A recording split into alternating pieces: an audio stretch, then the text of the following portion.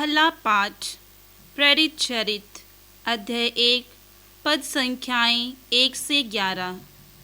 Theophilus, मैंने अपनी पहली पुस्तक में उन सब बातों का वर्णन किया जिन्हें ईसा उस दिन तक करते और सिखाते रहे जिस दिन वह स्वर्ग में आरोहित कर लिए गए। उससे पहले ईसा ने अपने प्रेरितों को, जिन्हें उन्होंने स्वयं चुना था, पवित्र आत्मा द्वारा अपना कार्य सौंप दिया। ईसा ने अपने दुख भोग के बाद उन प्रेरितों को बहुत से प्रमाण दिए कि वह जीवित हैं। वह 40 दिन तक उन्हें दिखाई देते और उनके साथ ईश्वर के राज्य के विषय में बात करते रहे। ईसा ने अपने प्रेरितों के साथ भोजन करते समय उन्हें आदेश दिया कि वे यरूशलेम नहीं छोड़े, बल्कि पिता ने जो प्रतिज्ञा की उसकी प्रतीक्षा करते रहे। उन्होंने कहा, मैंने तुम लोगों को उस प्रतिज्ञा के विषय में बता दिया है। यूहन्ना जल का बपतिस्मा देता था, परंतु थोड़े ही दिनों बाद तुम लोगों को पवित्र आत्मा का बपतिस्मा दिया जाएगा। जब वे ईसा के साथ एकत्र थे तो उन्होंने यह प्रश्न किया, प्रभु, क्या आप इस समय इस्राएल का राज्य पुनः स्थापित करेंगे?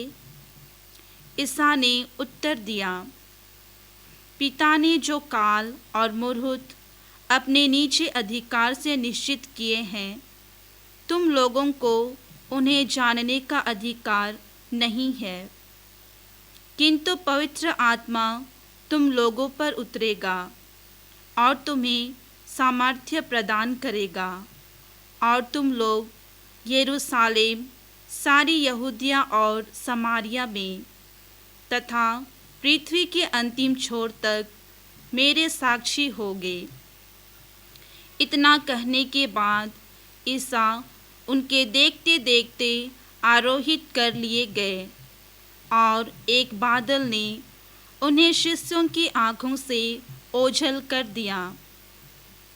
ईसा के चले जाते समय प्रेरित आकाश की ओर एकटक देख ही रहे थे कि उज्ज्वल वस्त्र पहने 2 पुरुष उनके पास अचानक आ खड़े हुए और बोले, गलीलियो, आप लोग आकाश की ओर क्यों देखते रहते हैं?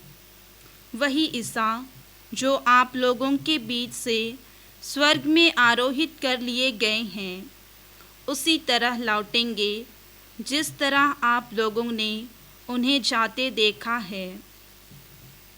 प्रभु की वाणी। दूसरा पाठ इफिसियों के नाम संत पौलुस का पत्र अध्याय 1 पद संख्याएं 17 से 23 तक। महिमामय पिता हमारे प्रभु ईसा मसीह का ईश्वर आप लोगों को प्रज्ञा तथा आध्यात्मिक दृष्टि प्रदान करे, जिससे आप उसे सचमुच जान जाएं।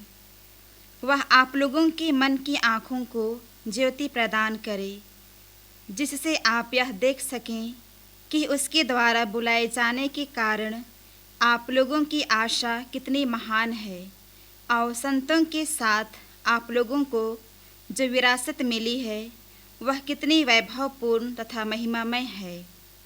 और हम विश्वासियों के कल्याण के लिए सक्रिय रहने वाले ईश्वर का सामर्थ्य कितना अपार है। ईश्वर ने मसीह में वही सामर्थ्य प्रदर्शित किया जब उसने मृतकों में से उन्हें पुनर्जीवित किया और स्वर्ग में अपने दाहिने बैठाया। स्वर्ग में कितने ही प्राणी क्यों ना हो और उनका नाम कितना ही महान क्यों ना हो, उन सब के ऊपर ईश्वर ने इस युग के लिए और आने वाले युग के लिए मसीह को स्थान दिया। उसने सब कुछ मसीह के पैरों तले डाल दिया और उनको सब कुछ पर अधिकार देकर कलीसिया का शीर्ष नियुक्त किया। कलीसिया मसीह का शरीर और उनकी परिपूर्णता है। मसीह सब कुछ सब तरह से पूर्णता तक पहुंचाते हैं। प्रभु की वाणी। संत लूकस के अनुसार पवित्र सुसमाचार अध्याय 24 पद संख्याएं 46 से 53 तक। प्रभु ने उनसे कहा, ऐसा ही लिखा है कि मसीह दुख भोगेंगे, तीसरे दिन मृतकों में से जी उठेंगे और उनके नाम पर यरूशलेम से लेकर सभी राष्ट्रों को पाप क्षमा के लिए पश्चाताप का उपदेश दिया जाएगा। तुम इन बातों के साक्षी हो। देखो, मेरे पिता ने जिस वरदान की प्रतिज्ञा की है उसे मैं तुम्हारे पास भेजूंगा। इसलिए तुम लोग शहर में तब तक बने रहो जब तक ऊपर की शक्ति से संपन्न ना हो जाओ। इसके बाद ईसा उन्हें बेथानिया तक ले गए और उन्होंने अपने हाथ उठाकर उन्हें आशीष दी। आशीष देते देते वह उनकी आँखों से ओझल हो गए और स्वर्ग में आरोहित कर लिए गए। वे उन्हें दंडवत कर बड़े आनंद के साथ यरूशलेम लौटे और ईश्वर की स्तुति करते हुए सारा समय मंदिर में बिताते थे। प्रभु का सुसमाचार। ख्रिस्त में मेरे प्यारे भाइयों बहनों, आज हम प्रभु यीशु के स्वर्गरोहण का महापर्व मनाते हैं। वह पल जब पुनरुत्थान के बाद यीशु अपने शिष्यों के सामने स्वर्ग में उठा लिए गए। यह देखने में एक अंत जैसा लगता है, जैसा यीशु हमें छोड़कर जा रहे हों, लेकिन वास्तव में यह एक नए और महान अध्याय की शुरुआत है। लूकस के सुसमाचार में हम देखते हैं कि यीशु अपने शिष्यों को प्रेम पूर्वक तैयार करते हैं। वह उनके मन को शास्त्र को समझाने के लिए खोलते हैं। वे याद दिलाते हैं कि उनका दुख उठाना, मृत्यु और पुनरुत्थान, यह सब ईश्वर की योजना का हिस्सा था। फिर वे उन्हें एक मिशन सौंपते हैं। तुम इन बातों के साक्षी हो। और फिर जब यीशु उन्हें आशीर्वाद दे रहे होते हैं तो वे स्वर्ग में उठा लिए जाते हैं। उन्हें छोड़ने के लिए नहीं, बल्कि उनके द्वारा अपना कार्य आगे बढ़ाने के लिए। आप ध्यान दीजिए कि शिष्यों ने इस घटना का प्रत्युत्तर कैसे दिया। क्या वे दुखी हुए? क्या वे खुद को अकेला महसूस करने लगे? नहीं। वचन कहता है वे बहुत आनंद के साथ यरूशलेम लौट गए और हमेशा मंदिर में ईश्वर की स्तुति करते रहे। यह आश्चर्य की बात है, क्योंकि यीशु अब उनकी आंखों से ओझल हो गए, फिर भी वे आनंद से भरे हैं। क्यों? क्योंकि उन्होंने कुछ महत्वपूर्ण बातें समझ ली थी। पहला, यीशु सच में गए नहीं हैं, वे अब महिमा में राज्य करते रहे हैं, पिता की दाहिने ओर बैठे हैं।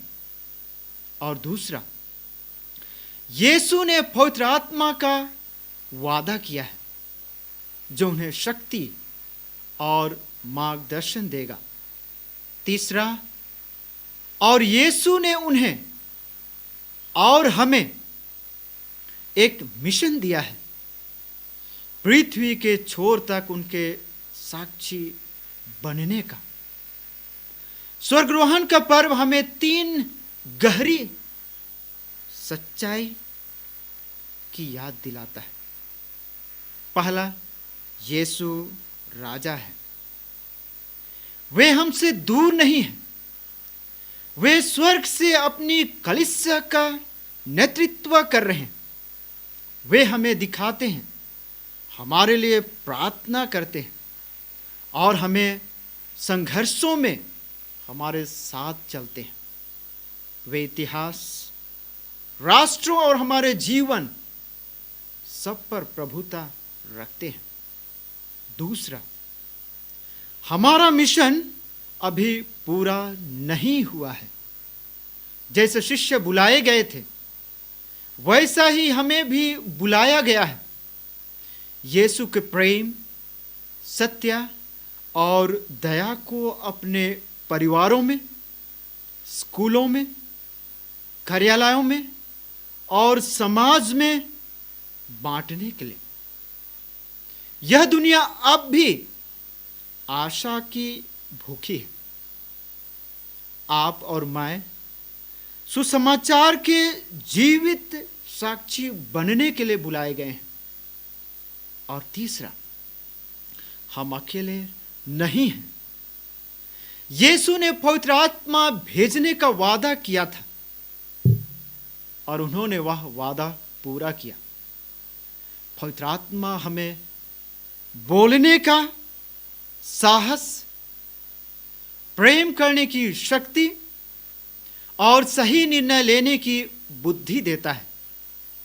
हम यह मिशन अपनी शक्ति से नहीं करते, बल्कि ईश्वर की शक्ति से करते हैं। आइए हम डर या उदासी के साथ ऊपर ना देखें, बल्कि आशा के साथ देखें, क्योंकि वही यीशु जो स्वर्ग में उठाए गए थे, एक दिन फिर महिमा में लौटेंगे। और अब तक वे हमें बुलाते हैं कि हम इस संसार में उनके साथ, उनकी आवाज और उनका प्रेम बने रहें।